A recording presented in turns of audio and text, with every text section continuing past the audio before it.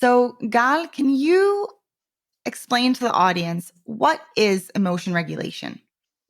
Okay. So emotion regulation is actually quite complicated to define, and we'll actually, I'm sure we'll visit it during this conversation. But very briefly and in short, if you have your emotions and how your emotions are naturally evolving and lead to your emotional response, then emotion regulation would be anything you do uh, that changes this natural course of the emotion. Okay, so you can do certain things that would change maybe the intensity of that emotion, maybe the duration of that emotion, maybe even change it from one emotion to the other emotion. Maybe you'll try to increase the intensity, decrease the intensity, and so forth. But any change that we try to induce on a naturally occurring emotion is what we would call emotion regulation. Okay. And in this field, you and I spoke privately about this, and you said that there are a few challenges in this field in terms of the research that's being done. Could you tell us what those challenges are? Sure. So I believe we'll talk today about three such challenges. I want to first begin by saying that emotion regulation, I'm biased, of course, but emotion regulation is a great field with major advancements. Um, Academic scholars study it extensively. Citations rise exponentially. Outside the academia, there are podcasts, there are regular columns in Psychology Today speaking about emotion regulation. So everybody, it's a good time to study emotion regulation. But I guess that being the little pessimistic that I am as an individual, maybe, what I like to do usually when I give these kinds of talks is talk about some current challenges that we have in this field, and also not only just state the challenges, but also how we could address them. Um, so I believe we'll talk about three such challenges today. One would be whenever we see emotional problems, be it tantrums or outbursts, are they always the result of emotion dysregulation or not necessarily? So that would be one set of challenges. The other challenges are two. One would be what I call the good and bad problem, which refers to the idea that there are various ways to control our emotions, but we have this idea that certain types of regulatory efforts or ways to change our emotions are all good, and other types are all bad. And I think that this is quite a challenge that we need to overcome. And in short, we'll just say that different strategies have costs and benefits, and we want to understand them and so forth. And the third and last challenge is that when we think about emotion regulation, we usually refer to what people do here and now, meaning how well are they? So, how well am I regulating my emotions right now when there's a camera in front of me, right? Right. But I will try to say that emotion regulation is a much broader phenomenon that includes certain stages that precede and follow the actual execution or the actual effort to regulate my emotions as we speak. Okay. So to start with that first point that you made, the fact that when we see, for instance, someone having a temper tantrum, we might think, oh, this child isn't able to regulate their emotions. But what you're saying is sometimes the issue lies in controlling the emotions and changing them, but sometimes some people just have very big feelings, right? There's individual differences in terms of our emotionality and our emotional reactivity. So could you say more about that? Exactly. So I think I mean, you really nailed it in how you described the problem there. But yeah, the problem starts with the fact that yes, we have a lot of us have some emotional problems, be it our mood problems, we're too sad, be it we're too anxious, be it our kids, right? There's this new disorder. It's called disruptive mood dysregulation disorder, and there the symptoms that kids usually show are having those outbursts or tantrums or having irritability. All of these are symptoms of emotionality. However, when we try to understand why is it that this child is having those outbursts, we usually think that they must be due to the fact that they have difficulties in controlling their emotions, right? Even if you think about the name, the definition of that disorder, it's called Right. disruptive mood dysregulation. Um, so the problem there is that this is a case of reverse inference. We see emotional problems, we see tantrums, and these are really something that are hard for the child, hard for the parent. Um, but then we try to refer and try to think that, oh, if we see that this child has outbursts, then he must have a problem with controlling his emotions or her emotions. Um, and I think that that's not necessarily so.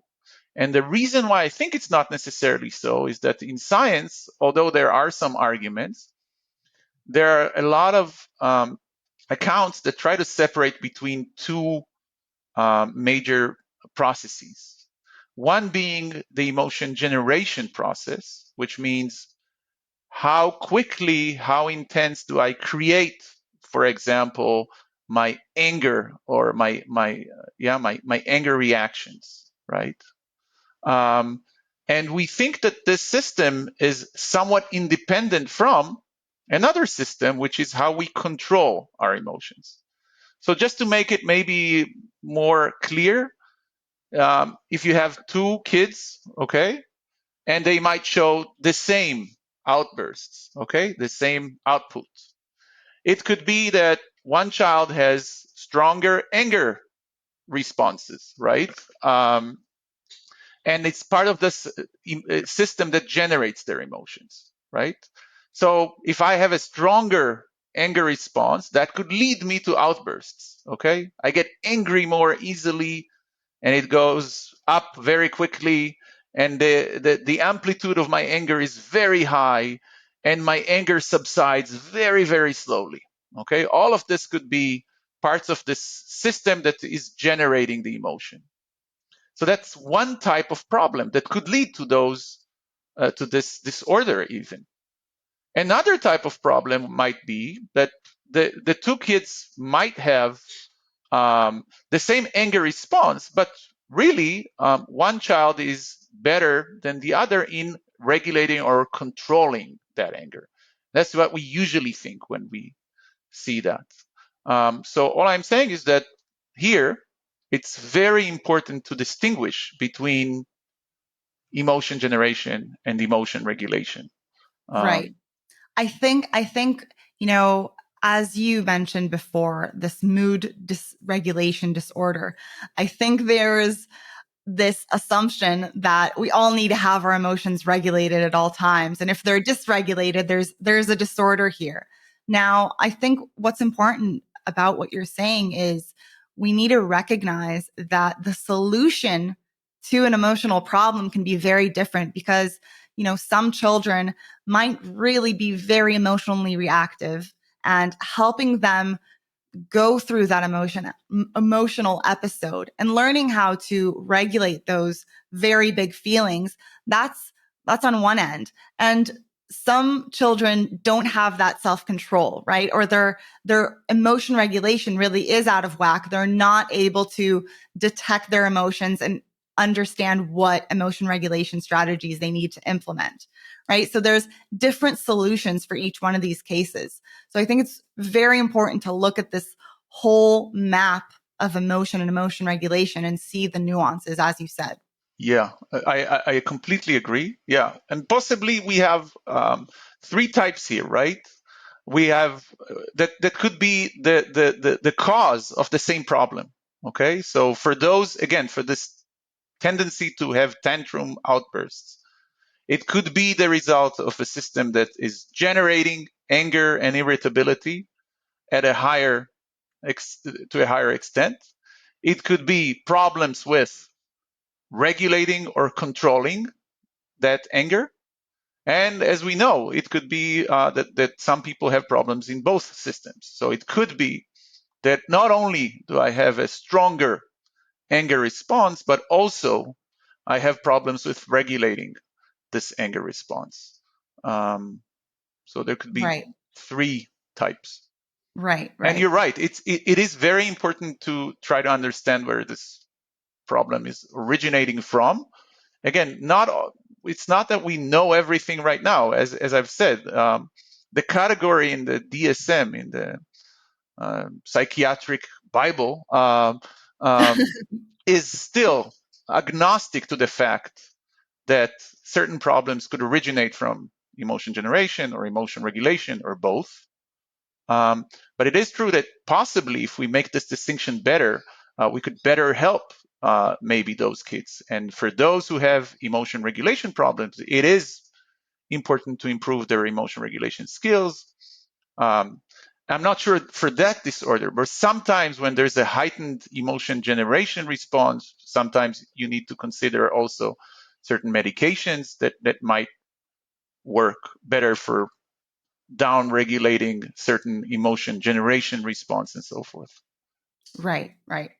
Now, the second point that we mentioned, this beyond good and bad model of emotion regulation strategies, before we get into all of that, we're using this word emotion regulation strategies just to catch everyone up. What are these strategies? Could you give us a few examples so we understand? And also, what are these strategies today that are kind of cataloged as good and which ones are cataloged as bad? And then we'll disprove that, of course. Yeah, so great. So first of all, there are really various ways to regulate our emotions, and we must be also modest in clearly declaring that not all types of regulatory efforts are being studied or even heavily studied. Um, we can do in real life we do multiple things from maybe cognitive strategies where we try to think about things differently, and I'll talk about that maybe a lot of the time. But there are also behavioral ways to regulate our emotions. We could go for a run, a swim, listen to music, talk to a friend, eat when we're sad or anxious. Um, so there are various ways. Um, one useful way that we found to maybe categorize different emotion regulation strategies is on a continuum that runs from disengagement to engagement. And the idea there, again, to say that in very clear words, is that regulatory efforts, you can maybe divide them into two types, although it's a continuum. Um, one type is where there's effort not to process the emotion, okay? And maybe one such example could be attentional distraction. So, for example, again, if I'm anxious from this interview and I want to not process that thing that causes worry or anxiety, I could try to think about something else. I could think about what I want to say. I could focus on certain places on the screen and so forth. But note that these efforts in these efforts we're trying not to process the emotional event that's causing the emotion. Okay. From there's a second type it's called more of an engagement strategies. And in engagement strategies, we're still trying to modify our emotions. This is still emotion regulation. But here we are processing the emotional event. So going back to our example, if I'm again anxious during this conversation, it's not that I'm not attentive to the fact that I'm anxious, or maybe that just looking at your face makes me anxious because I don't know if you're critical and I don't know if what I say makes sense. Um, but now, so I'm attending to that fact, but I can try to change how I think about it and change maybe the meaning of that. So such strategy that we also extensively study is called cognitive reappraisal, Right. uh, part of maybe modern CBT, cognitive behavioral therapy. But there, note that I am attending, I am processing that maybe your face is, I can view it as critical, you're not interested, and so forth, but I can change the way I think. I could say, oh, it's just this Riverside app that's really causing all this, and maybe she is curious. Maybe she does want to. Maybe she's a little tired if I spot something. Right? It's not something that's related to me, for example. So there, Right. I am processing, I am engaging, but I'm still trying to change my emotions, or here reduce my anxiety. Right, right. So, this idea that we have at our disposal all sorts of strategies to regulate our own emotions and modify them, whether we're talking about positive emotions that we want to boost or whether we're talking about negative emotions that we want to reduce, we have all sorts of strategies. And I like how you organize this on this continuum of disengagement to engagement, right? Sometimes, and we'll get into this, right? There are certain contexts where it's more appropriate and more helpful for us to disengage in the moment, right? Especially when we're talking about very high intensity emotions. And in some regards, it's better to engage and really change how we're framing the situation. If we all have a negativity bias, of course, right? So if we're picking up on certain cues and we might think that we're being rejected, we could always reframe the situation. And as you said, maybe that person is just having a bad day. So, Mm-hmm. as we said, also, there are costs for each one of these. Yes. And I want to read you a quote and hear what you think, because even though disengagement sometimes is appropriate in certain situations, it's not always the best idea. And I have a quote here by Freud that I'll throw at you and tell me what you think. Unexpressed emotions will never die.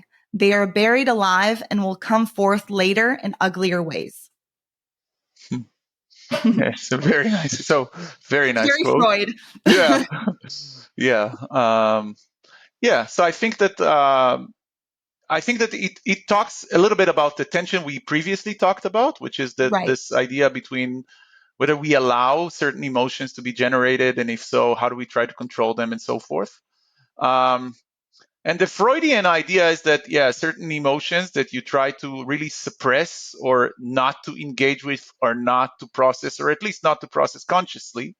That's another huge thing Right, in, right. in these We kinds won't of studies. we won't get into that today. Okay, yeah.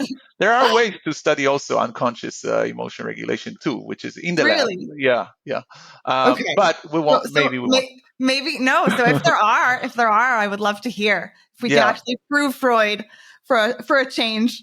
Well, prove Freud or prove Freud wrong, right? The whole idea is that you want to test Freud. This is what Right, we right. and any other theorists. You want to test them. You don't want to prove or disprove, but you want to, Absolutely. yeah. But again, going back, so I think there's one thing we didn't say, but it's this idea, and maybe it's something you can see in Freud's saying. But one part of it is that, and you asked me about this before, and I apologize, I didn't answer that section of your question.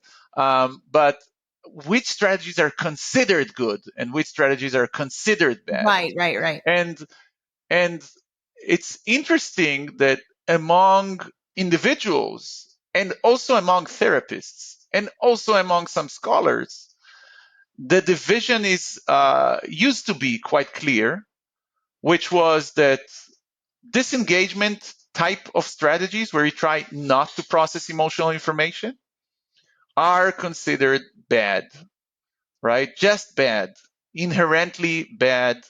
They could be the reason why we develop certain psychopathologies, according to some theorists. Okay, Right. so not only are they not good, maybe they're the reason. So if people use those bad strategies, they're more likely to develop psychopathologies that last longer and that are more severe, for example. Okay? Um, these are the disengagement strategies. This was the view. Right. Um, This idea that we need to be processing our emotions at all all the times, times. feeling everything, right? So, Exactly. heaven forbid we don't repress an emotion. Right, exactly. And then, yes, so the counterpart of that is, yes, So who are good guys or are good fellows here? These are the engagement strategies. Those, so all the efforts where you regulate your emotions, but you're in touch with your feelings and you're processing your feelings and you understand your feelings and then try to change them or modify them. These are the good strategies. So this wrong conclusion is that we should try to maximally use engagement strategies and perhaps never use disengagement strategies. And this is, although this is now there's a newer view. This is not only our lab, what's our lab is doing, but rather there are quite a few scholars that talk about this idea of flexibility. It's this Right. idea that there certain each strategy has a cost benefit profile. There are good things about it, there are bad things about it, and our lab tries to focus on the fact that if you understand how different strategies work, you can clearly predict um, when certain strategies are good, when certain strategies are bad, why, and for whom. And the major idea there is that if you look at this cost benefit profile, then you could predict and there from there we could go in and try to understand what are the costs and benefits of disengagement strategies, of engagement strategies, and therefore when do we need to use disengagement strategies and when do we need to use engagement strategies Right. and So achieve that flexibility. exactly. First of all, I love this phrase, this term, emotion regulation flexibility, of being flexible with how we regulate our emotions, depending on the context, depending on the emotion, and what will serve us in the best way. So if we take disengagement strategies, which have gotten a bad rap, right? They've gotten this label of being very maladaptive. But you've found in your research that there are situations in which disengagement is the appropriate strategy. So, what are those situations? Perfect. So first of all, yes, we have considerable evidence that we found in our lab that was, I think, quite convincing. But again, I must say, this is not only things that were found in our lab. Other labs have, and that's actually the best thing that could happen, right? That other people could replicate those findings and show that disengagement is not all bad. So just to name a few, James Gross and George Bonanno and Amelia Aldo and others have really shaped this evolving idea of emotion regulation flexibility. But in short, we like to look at three underlying operations that are part of disengagement and engagement strategies. One central factor is you hinted at this is the emotional intensity of the event. So Right. certain events could be overwhelmingly high, right? So let's say I could have a very strong urge or a very strong anxiety attack or a very strong urge maybe even to hurt myself, self harm. Um, and these things could be either more intense or more mild. So our emotions could run very high or not so much in different situations. And you're right that we have consistently shown that, at least again in the short term, disengagement strategies like distraction, like trying to think about something else, um, at least in the short run, could downregulate the intense emotions much better than engagement strategies. We have shown it with people's self-report. So people report feeling less intense after using disengagement relative to engagement when they're encountering high intensity emotional events. But this was above and beyond emotional experience. We have shown it with peripheral physiology. So stress response could be better downregulated with this, at least in the short run, with disengagement relative to engagement strategies. We've shown it with ERPs, with event-related potentials like neural brain measures, and there are also studies showing that, for example, the amygdala in MRI studies could be more strongly modulated with disengagement strategies relative to engagement strategies. So one factor is the emotional intensity. And there, this early disengagement, where we try not to process emotional information and replace it with something else, could be something that better helps not, I mean, the emotion doesn't develop much force using those disengagement strategies. And that could be something that's, at least in the short run, works better with high intensity. And part of the problem with engagement strategies is that if I want to reappraise something, I have to first appraise it. So if I want to reappraise the fact that maybe you're not critical, right? I have to first appraise it.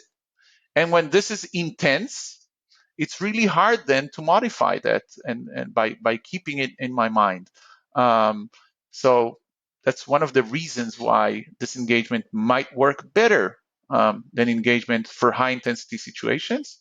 The other two factors are cognitive resources. So there are times when we have ample available resources to cope with our emotions, and there are other times where we feel exhausted. Either we're tired, it's hard for us to concentrate, we're overwhelmed, but cognitively here. And again, given that disengagement strategies operate very early, they require less resources. And therefore, that's another advantage of disengagement strategies, is that they require less resources in order to operate relative to engagement Right. strategies. So Could they're you easier to induce. Yeah. to implement? Could you give us an example of this? Just a real life example, so everyone we Of can the bring it down from the resource abstract a of little the bit more down to resource earth issue. of the of when disengagement is going to be more helpful. Okay. Okay. So yes. So I'll just there is this third factor. I'll just finish it, Oh, absolutely. and then I can summarize how we view this. So the third factor is your goals, and Right, goals right, could be sometimes you want to feel better really quickly right now, and that could be actually good for you sometimes, and I'll say when. Okay, but at other times you want to achieve this long-term regulation. So just to give two examples on this goal thing, right? yes, Again, if we go back to sometimes when suicidal tendencies or self-harm tendencies really go up, there it is helpful to set the short-term goal. All I want to do now is feel better as quickly as possible, right? And then once I feel better, I can then see what I want to do next, okay? But there are certain times where just wanting to feel better at the moment could be the right thing, okay? However, there are many other situations where you want to feel better in the long term. So let's take again. Sorry, I apologize. You're not critical at all, but I'm just using it as an example. Um, but if we take this example, and let's say that part of my work is to speak right in front of students and in front of like colleagues like you, and this is something I do regularly. I may want to be able to regulate my emotions in a way that in future encounters I'll feel better and not as anxious as trying to always just feel better right now. right, right, Okay, so there are situations, many situations, where the long-term goal of feeling better in the long run for certain emotional episodes that tend to reoccur, that's the important goal. And for those here, for the short-term goals, disengagement strategies could work better, but the major cost of disengagement, of distracting yourself, is by the fact, because I'm not processing anything that's related to situation, why would it change the next time I encounter it, right? Right. And this However, goes for back to Freud's quote before, right? exactly. So it could be related to that long-term benefit. So now if we want to summarize that, we could think that there are these three factors, right? So we have our emotional intensity, maybe it's high or low. We have our resources, maybe they're high or low. And we have our goals. Sometimes we want to feel better right now. Sometimes we want to achieve this long term, feeling better in next time I encounter a certain emotional episode. And the idea there is that disengagement will prove good strategy when emotions are high, when resources are low, and when your goals are immediate. So again, going Right. back to situations, real life, again, I have this very strong suicidal tendency or suicidal thought or intent that's really high right now.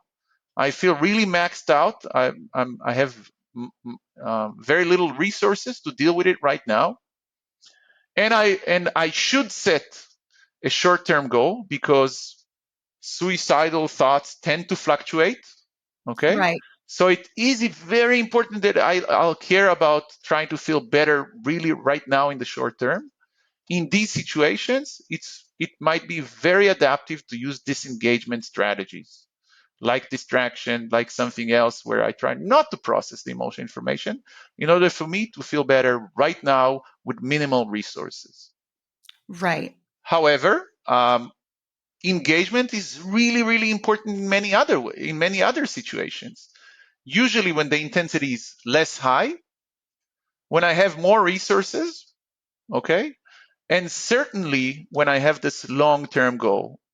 So again, going back, if right now I'm not overwhelmed by anxiety, speaking to you, and I have fairly enough resources, and again, I have a long-term goal. I regularly speak to people about what I do.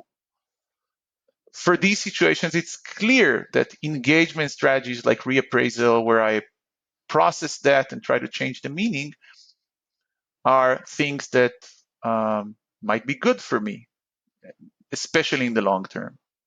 Right, right. I think that it's very important to, see this whole picture and understand that in certain situations when emotional intensity is high and we're feeling very negative emotions, whether we're depressed, whether we're suicidal, whether we're very afraid, and it's very important to perform now in the moment in whatever situation we're in. Sometimes it's not helpful to dwell on things, Right. right? We don't want to become an emotional mess. Of course, there's a time and a place for that because we don't want these emotions to keep coming up. And Perfect. as you said, if you're doing public speaking, maybe the first couple of times it's better to just disengage. But at a certain point, you need to master this. You need to master that emotion, that fear that comes up. So there is this balance, and it's very important to understand when a certain strategy is appropriate. So I love this, view of not, looking at all of these emotional strategies as either good and bad, but really looking at the context. And I have a quote for us here Sure.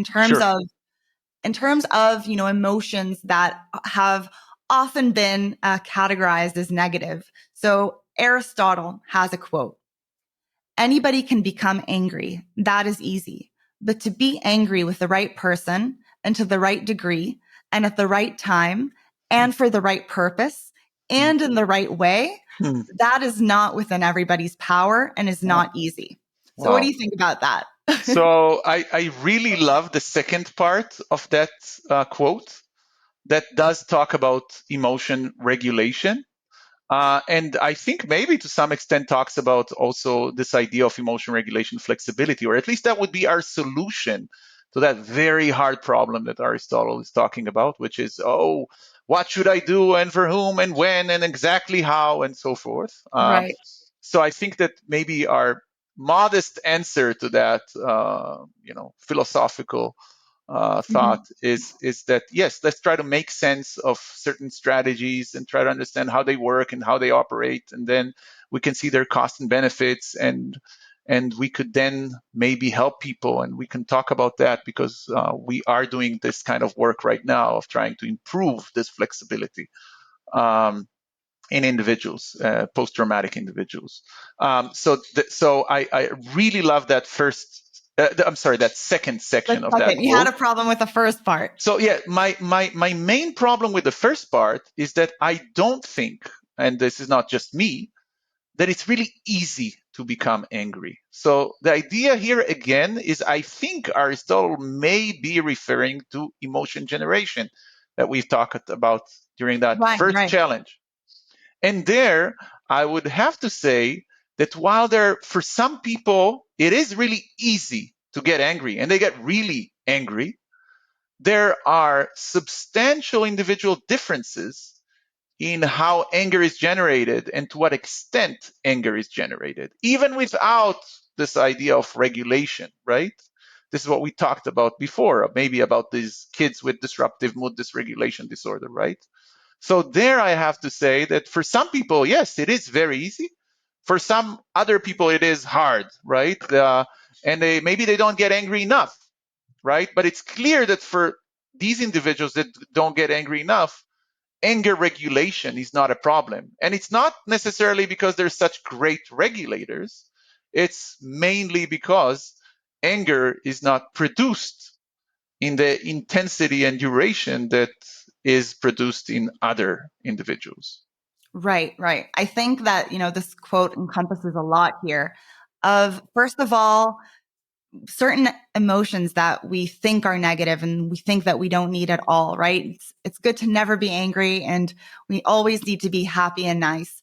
So as you said, some people don't find it easy to become angry in the first place. In some situations, right, healthy anger is the defense of our own boundaries. Some people don't know how to put those boundaries in place and True. don't know how to then become angry and actually, hold their own. And I think, obviously not to generalize, but I think women oftentimes were taught that anger is inappropriate. And obviously for women, the costs of becoming angry with the wrong person are higher. So I think instinctually we learn to repress our anger.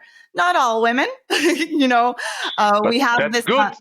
It's good. we have, Yeah, that it's not we all. have Yeah. a term in Hebrew called, um, Mediterranean temperament, right? So Mm. some people find it much easier to become angry. But with that said, there's always a time and a place. There's the right amount. And I think that Mhm. also, as we said, the extreme end of not being able to be angry at all, but being too angry and completely losing control, where it doesn't serve us anymore. We're not actually protecting our boundaries, but we're losing control. We will regret it later. We'll feel shame.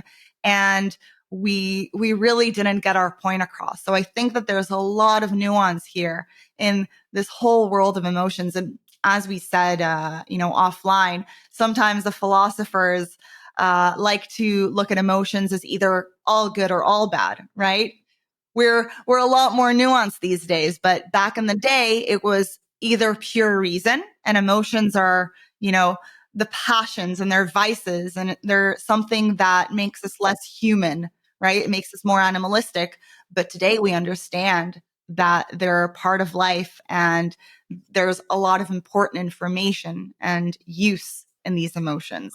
Yes, I mean, yes, I completely agree with everything you just said, and I think you're also stating something that I haven't said when I defined emotion regulation is the and it's we want to be really clear that our emotions are something that is very important for us, and clearly there are many times where fully expressing our emotions are really good for us, right?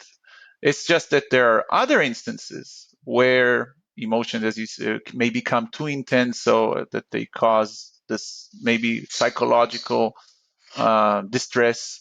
And sometimes, as you also said, our emotions, when they go too high, they do not um, shape, or they do not go accord with other goals that we have, right? Right, right. That's when we need to control our emotions. But it's not that we always want to control our emotions. Clearly not so. I mean, evolution has created this wonderful system Right. that Emotions leads have a to purpose.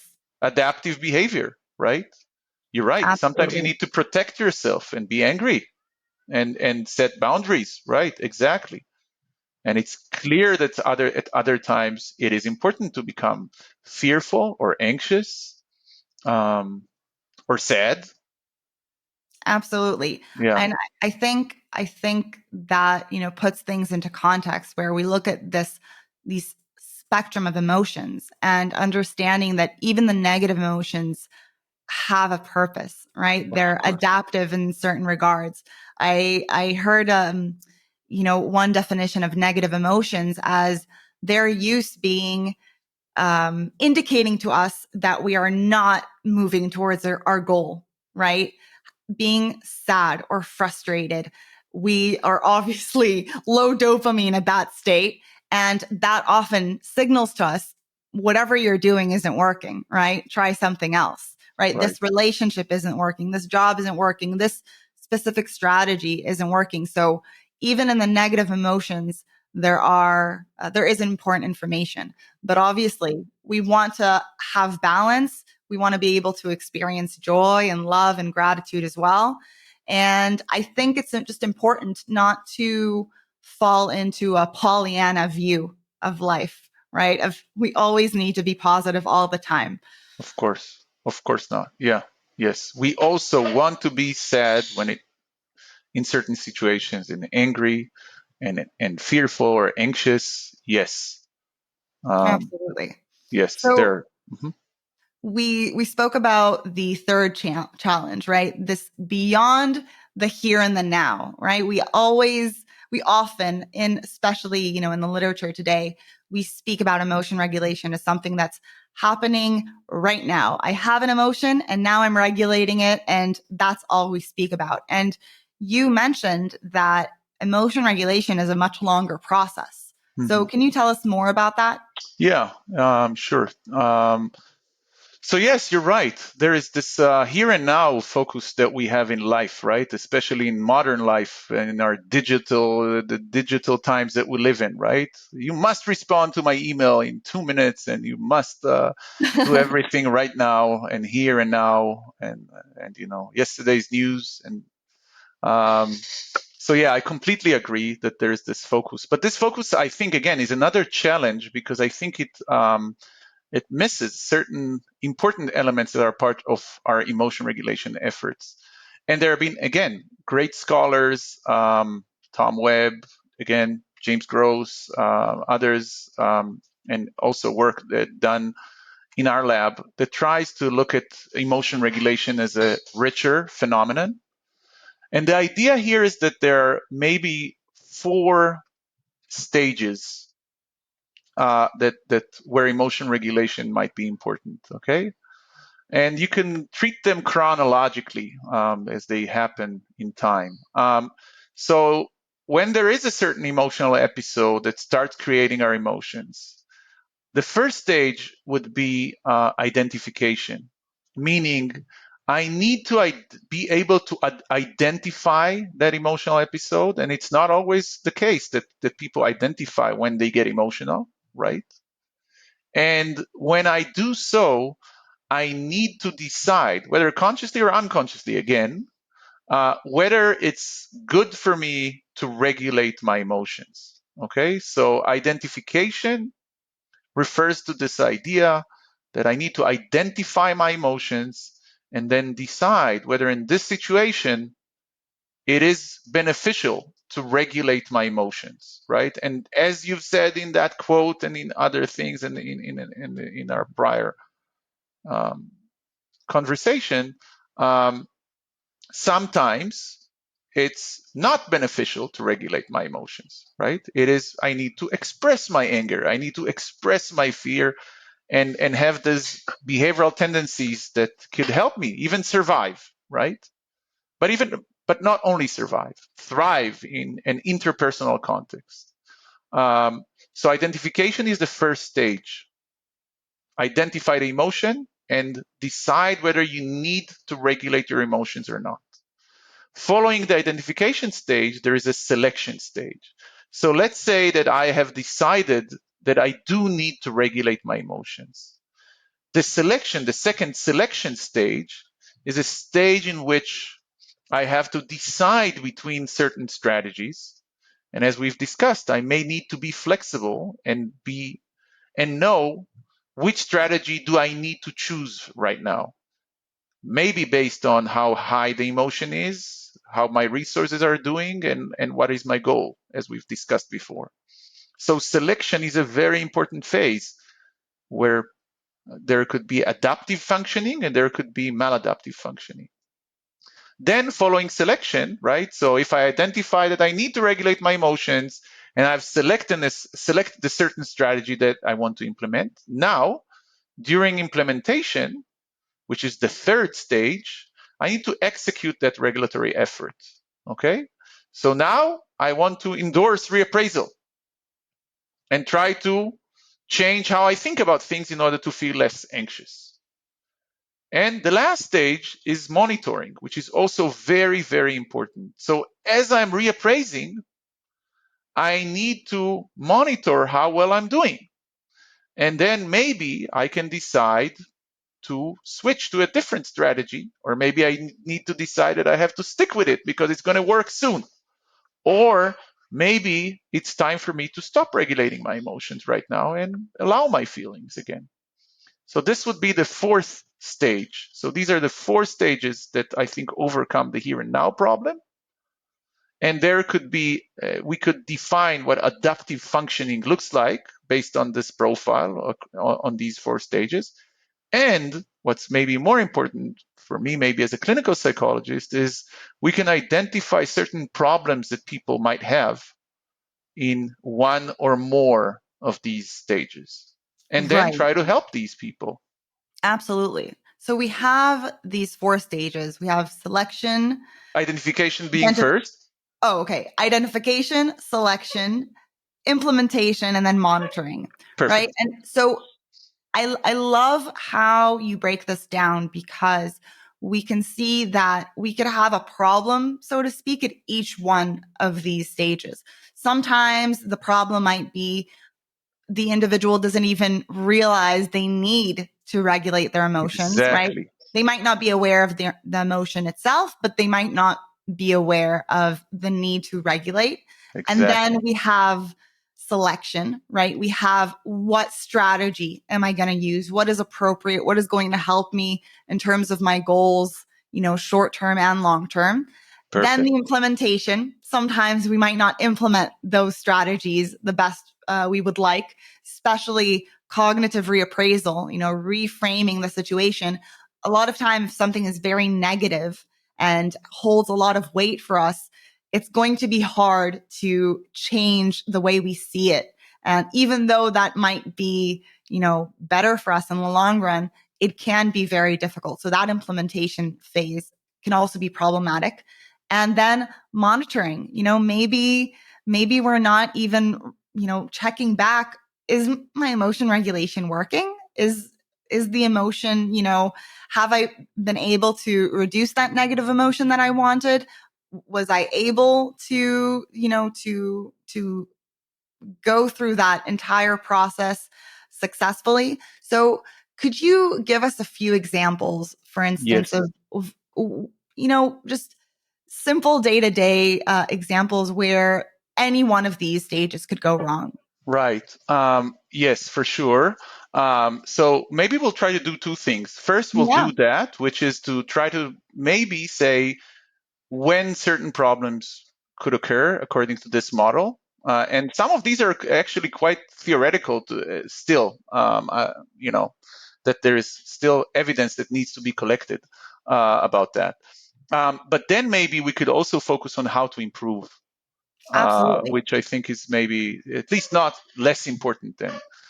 Right. So if we think about it clinically, what we're doing now is some kind of assessment, right? Where we try to assess the problem.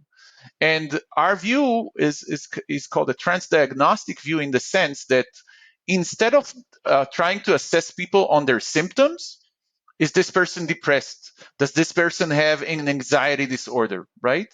What we try to do is we say, does this person have a problem with identification, or is it selection? So we try to identify problems not in the terms of symptoms, but rather in terms of processes that might go wrong.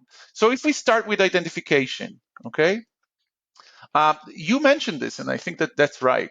I think there are certain problems where people maybe are not regulating enough, right? So they don't identify emotions. Maybe they have problem recognizing their emotions, like in alexithymia or something like that, right? And if you can't really well recognize what you're feeling, it's really hard to know that you need to regulate your emotions, right? So one type of problem that could be accounted by identification might be this idea of what we might call under regulators. Okay, so these are situations where people might not regulate their emotions, even though regulating could be beneficial for them. It could be with alexithymia. It could be sometimes with certain types of depression, for example, where there is this kind of learned helplessness and this belief that I couldn't even, I could not change my emotions. And then some of those emotions may persist, for example. And maybe if I try to regulate my emotions, maybe then I could actually help myself. Or, and again, I'm not, of course, blaming anyone. It is a problem, right? Um, the other side of that might be over regulating, right? So a lot of times in anxiety disorders, people might try to avoid or disengage even very mild situations that could induce anxiety, right? So certain anxiety issues could be defined, or could have a problem with being over regulators. So Right. this is the case where actually every sign of something that could start my panic attack, or an anxiety or an anxious episode, um, is something that means that I really need to regulate, and really need to regulate with the heaviest guns that I have, which are the disengagement ones. So I now need to avoid everything or try to distract myself from everything. And this could be also a problem of the other side here, of being over regulators, where I am actually regulating in situations where I don't necessarily need to, or where it might not be beneficial for me. Um, so I think that for identification, this might be the major things we could look at, like under regulators, over regulators could lead to different problems that may have this source of problems in identification, uh, Right, right? right. Uh, Switching to selection is actually, so this is a space where we've done a lot of work, Right. both The with main health. focus has been there. Yeah. Again, I don't know why. I mean, it's not that it's more important than other stages, but you have to start somewhere.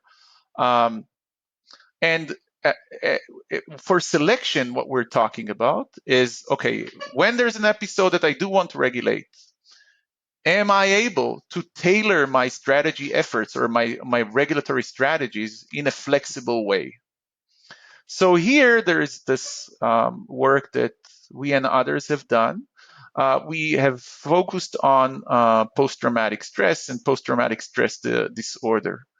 And there is great work done, led by Naomi Fine, who's a former graduate student of mine, that we have shown in two PTSD populations that they might have this regulatory selection flexibility problem. What do I mean by that? Is the same thing that we've discussed before, which is that relative to healthy individuals that could actually tailor their strategies based on the intensity that they're experiencing, so that they can disengage from very high intense emotions and engage with low intensity emotions. Mhm. People with PTSD, we've shown it both in students and also in people with complex PTSD due to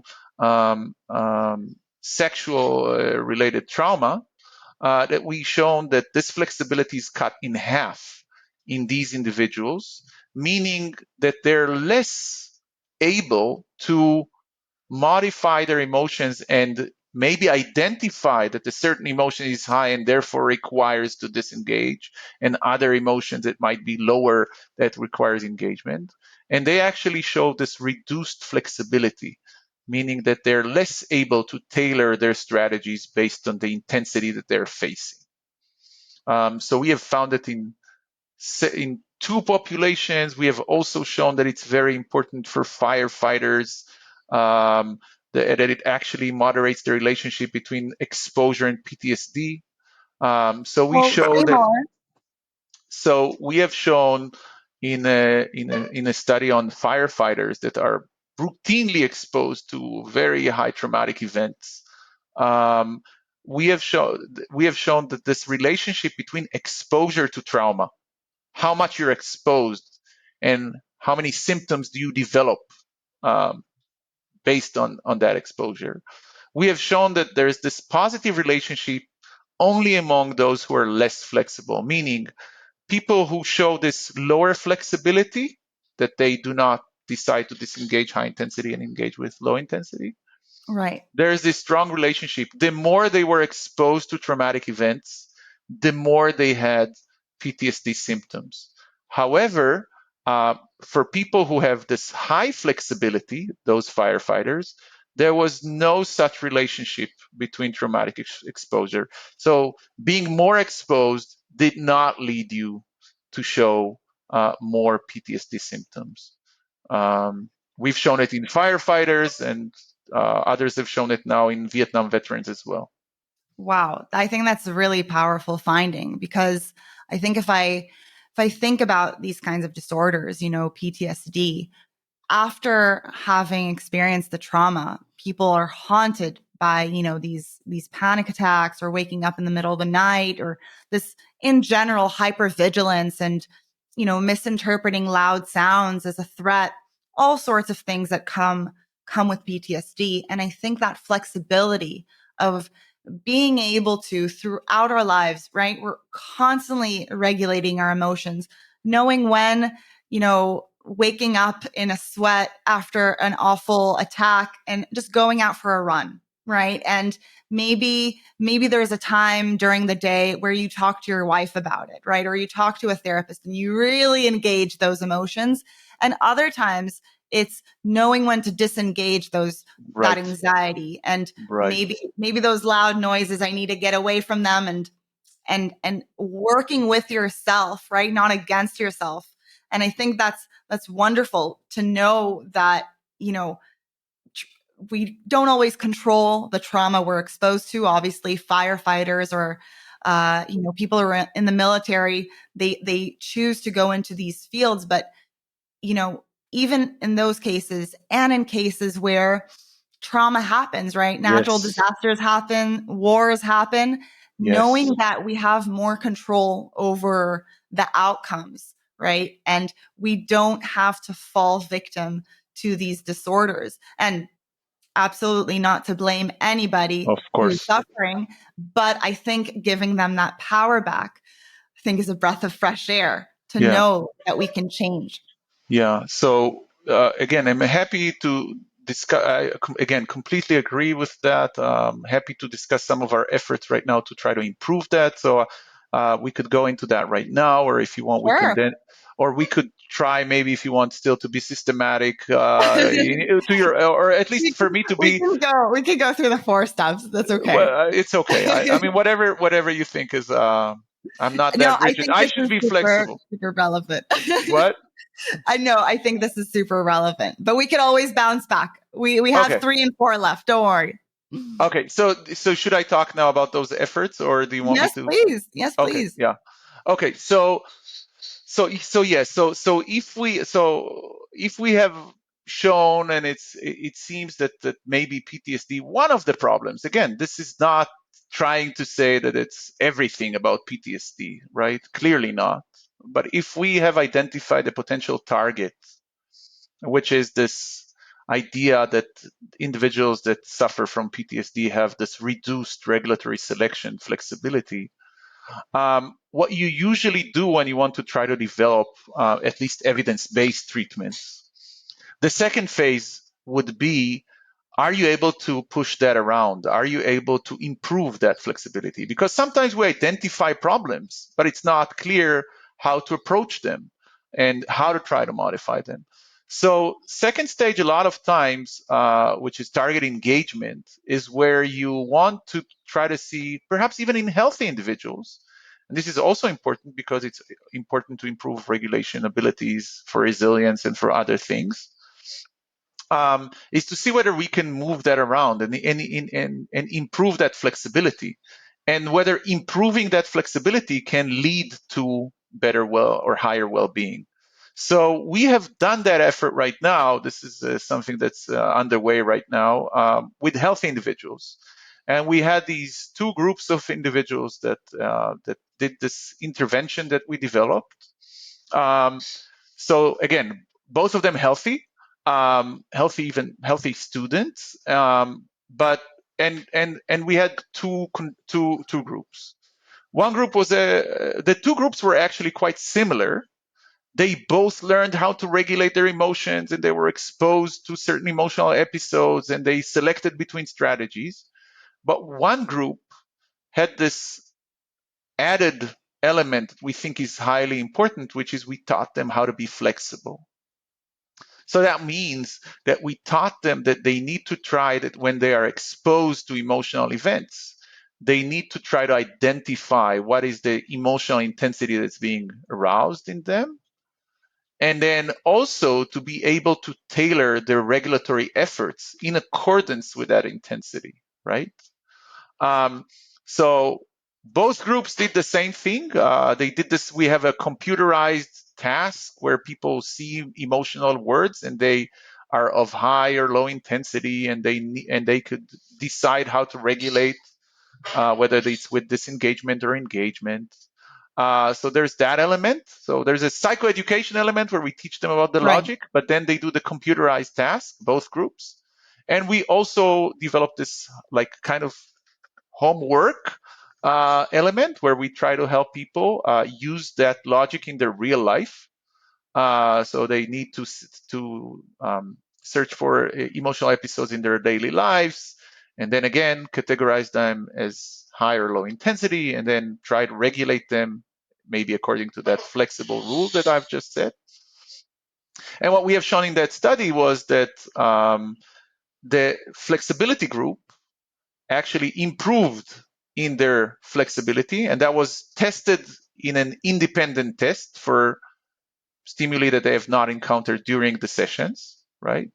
But maybe more importantly, they showed higher well-being following the intervention relative to before the intervention.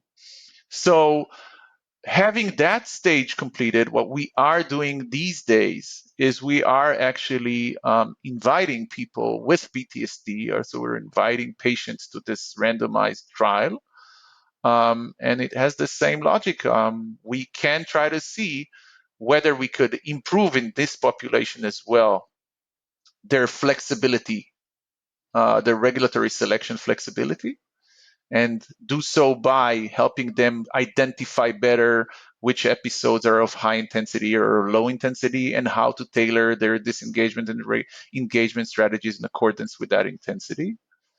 And we want to see whether we could improve their flexibility, but more importantly, we want to see whether this improvement may actually lead to symptom reduction. Um, Amazing. so Amazing. this is underway right now, but we hope there is promise there. We hope that it Absolutely. might work. Sounds very promising. I think that giving people back agency, the difference between the two conditions of just being told what strategy to use to regulate your emotions versus having this meta kind of perspective on it. And okay, this is the situation, having that emotional awareness of how intense is the emotion, and then being able to choose. I think that really helps people use that muscle of, okay, what's going on right now and what can I do about it? And it's Right. really giving people their agency back. I love that. Right. I love that. Yeah. Yeah. So I just want to highlight there that I completely agree with you, and I think that part of what's important here is that you're right that when you improve emotion regulation, you are boosting agency. I must say that there it's actually something that we try to control, meaning that in both of our groups, people freely select how they should regulate their emotions. Right. So we want the people to have the same level of agency. Um, so that's important when you want to isolate the flexibility factor.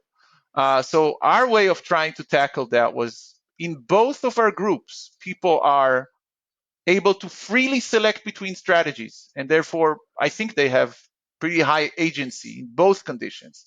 But we think that the flexibility elements go beyond the agency. Again, not to say that agency is not important, agency is critically important. But for us, we want to identify this very, that's this definite mechanism of emotion regulation Right. flexibility. And there, we do so by helping people recognize the intensity and by being able to tailor their disengagement and engagement strategies in accordance with that identification of intensity.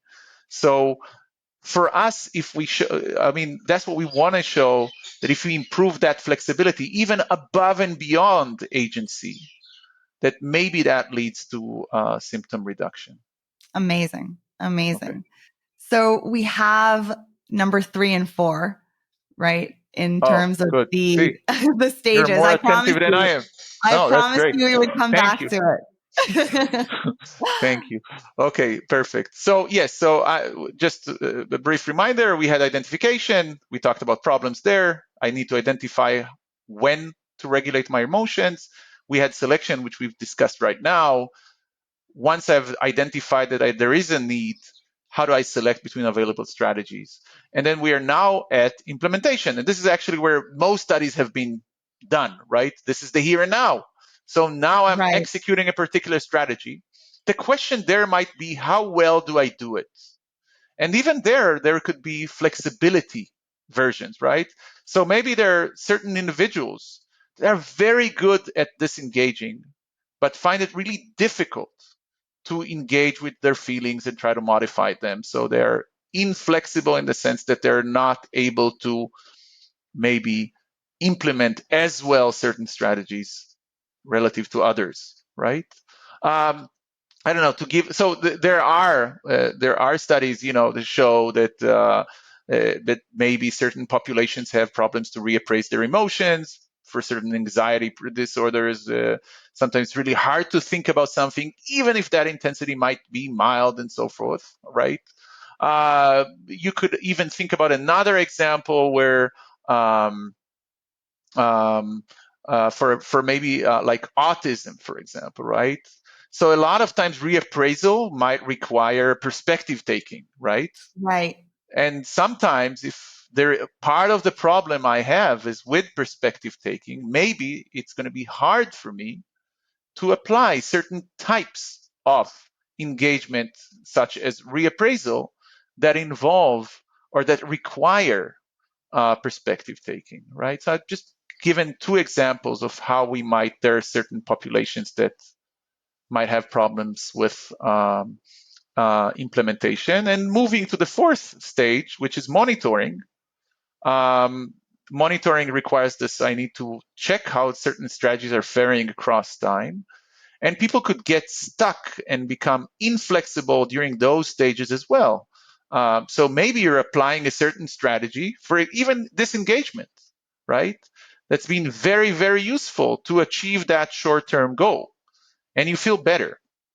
But now maybe you get trapped in it and you continue Right. doing it, even when the situation has changed, the emotion has subsided to some extent.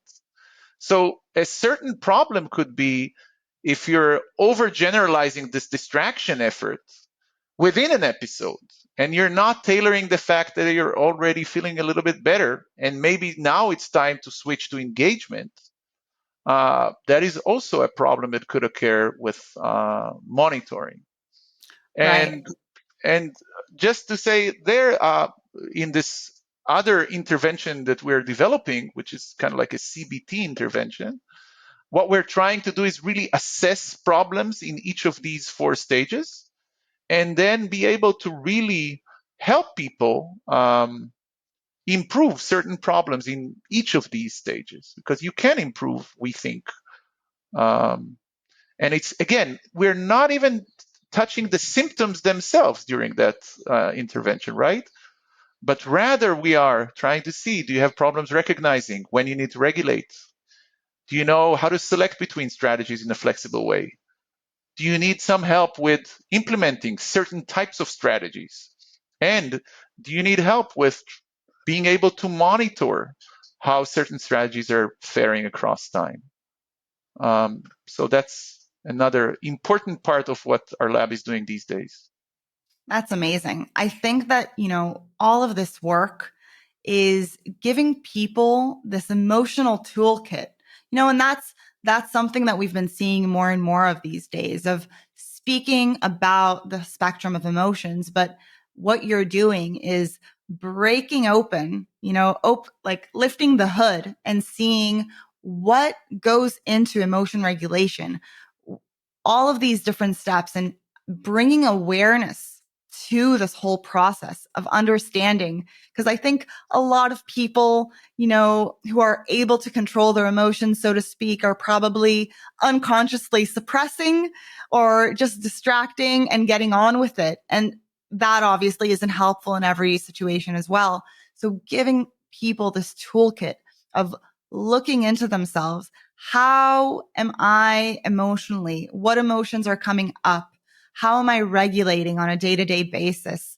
Is it serving me or is it not? And which situations call for which strategies? And even knowing that there are different strategies open to us, right? Some Yes, people, their only strategy is going to be suppression. that's Other true. people are more fluent. They know when to talk to a friend. They know when to go for a run. They know when to Right, put on some Netflix or right. whatever it is, but have more of that awareness. And I think bringing this out and showing, the incredible complexity, but really giving people the power back to control their emotions in a way that allows them to live very rich emotional lives is so important. And I love this work that you're doing. Thank you. Thank you. Yes, I mean, yeah, I think that a lot of people talk about this scientist practitioner model in clinical psychology.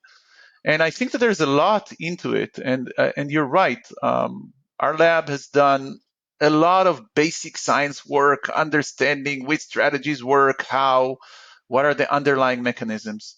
But it's really important to be able to try to translate these ideas and be hopefully able to better help individuals by taking those findings from our basic science research and try to develop these interventions that are based on these or based on this evidence, and try to make sense and try to look at, as you said, under the hood in order to be able to help individuals, which is, again, I think what we What all we're want all to do. about. We're all about. Exactly. Absolutely. Brilliant. God, thank you so much. Thank It's you, been a Oni. real pleasure. For me too.